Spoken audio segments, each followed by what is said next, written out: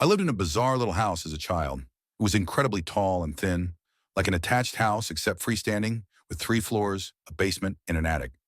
It was full of quirks, such as 2 fully functional fireplaces, a shower stall in the center of the basement, a backyard so small that you could not take 5 paces without hitting the fence, and an old-timey rope-pulled dumbwaiter that led from the kitchen to my bedroom. I loved that weird little place, but unfortunately it was incredibly old, and half of its charm was the fact that it seemed to have been designed by an inarticulate conclave of lunatics, and eventually the repair costs exceeded what my parents were willing to sink into it, and we had to move.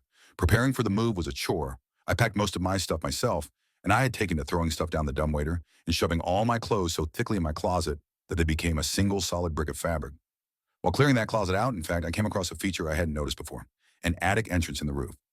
Being an adventurous kid, I opened her up, stood on the clothes brick, and began my first and last exploration into the topmost part of our weird little house. The first thing I noticed was that it wasn't as dark as it should have been. The place was strung with old red Christmas lights which still burned with leftover incandescents, and a dozen little cracks and holes peeped down into all the bedrooms below. The second thing I noticed was that the place was set up for habitation. The insulation was plasticed away. There was an old gurney piled with sleeping bags and sheets, and a rusted mint green refrigerator which still worked when I tested it. The third thing was the bones. There were a lot of bones.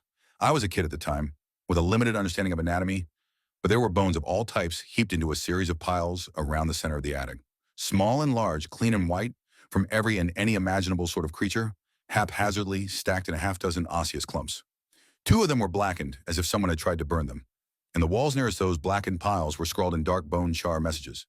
Mostly they were just smears, but the word story appeared more than once.